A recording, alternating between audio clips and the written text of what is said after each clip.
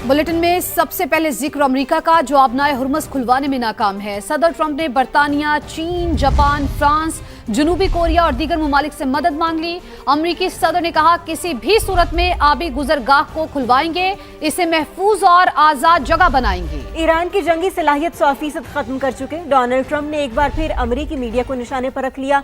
कहा, New York times और wall street journal गलत खबरें फैला रहे हैं। जाली मीडिया चाहता है हम ये जंग हार जाएं। ईरान की जंगी हिकमत अमली से अमेरिका परेशान, आबनाए हुर्मुज़ खुलवाने में नाकाम। इत्तहादियों और दोस्त ममालिक से फौज भेजने के लिए मदद मांग ली। किसी भी हालत में आबनाए हुर्मुज़ खुलवाऊंगा। तमाम ईरानियों को वो निकाल रहे हैं, उनके जो वहाँ पे इंस्टीट्यूशंस थे सब कुछ खत्म कर रहे हैं। कैसे देखते हैं ये जंग? तो तारड़ साहब, एस्केलेशन तो बहुत ज्यादा होगी, तो फैल गई है। ये अमेरिका तो कुछ और चाहता था, तो ये कैसे देखते हैं सारा कुछ? क्या पैनिक है, क्या टेम्परेचर है वॉशिंगटन में? चीमा साहब, वाशिंगटन में टेम्परेचर, बल्कि वाशिंगटन डीसी यही चाहता था जो हो रहा है इस वक्त। आपको किसने कहा कि वाशिंगटन डीसी ये नहीं चाहता था? वाशिंगटन डीसी यही चाहता था जो आपने सारा मंजरनामा पेश किया है। चीमा साहब, मैं अगर बताऊं तो ज़ायनिस्ट ड्रीम क्या है?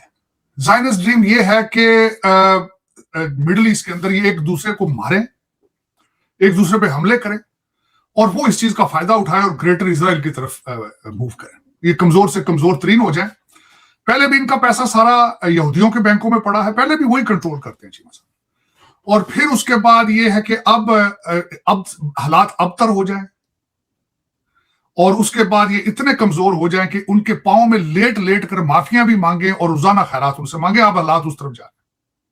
चीमा साहब, मैं दो चार चीजें अर्ज करना चाहूंगा। एक तो मैं ये बताऊंगा कि जंग इजराइल जीत चुका है। अमेरिका तो वैसे, मैंने जिस तरह बताया ना, वो तो साथ वैसे ही उसका अल्टीमेटली लोग समझते थे कि इजराइल अमेरिका का बच्चा है, लेकिन मैं ये समझता हूं कि अमेरिका इजराइल का बच्चा है। मैंने रिसेंट अभी दोबारा, मैं हमेशा जब भी कोई फैक्ट आती, कुछ चीज आती है, उसके बारे में रिसर्च शुरू कर देता हूं। हालांकि ये गलत बात है, मुझे पहले इस पर रिसर्च की। 1896 में जो ड्रीम देखा गया था ज़ायनिस्ट स्टेट का, उससे लेकर आज आप देख लें जिस वक्त इन्होंने ज़ायनिस्ट इजराइल की बुनियाद रखी। यहां पर यह जरूर बताना चाहूंगा, ज्यूज में और ज़ायनिस्ट में फर्क है।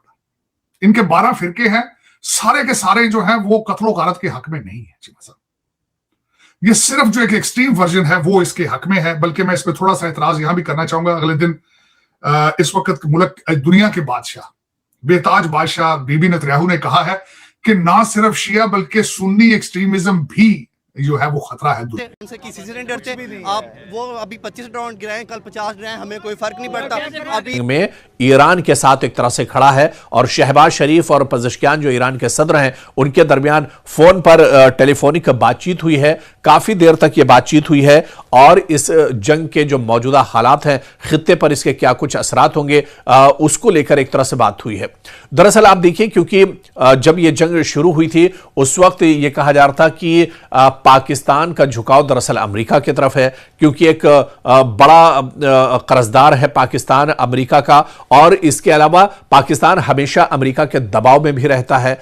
तो और जो मौजूदा हालात खित्ते के थे वो भी पाकिस्तान के लिए साजगार नहीं थे। आप देखिए कि अफगानिस्तान और पाकिस्तान के सरहद पर लगातार हमले और जवाबी हमलों का दौर चल रहा था। तो पाकिस्तान ईरान और अमेरिका के बीच लड़ाई चल रही है। पाकिस्तान डरा हुआ है क्योंकि ईरान ने धमकी दी है कि जो देश अमेरिका के डॉलर में डील करेगा उसके जहाज ईरान के जलमार्ग से नहीं गुजर पाएंगे। ईरान ने कहा है कि ऐसे जहाज़ों को पानी में ही नष्ट कर दिया जाएगा। इसी वजह से पाकिस्तान की मीडिया और जनता में डर का माहौल है। चैनल को सब्सक्राइब कर देना भाई मेरे।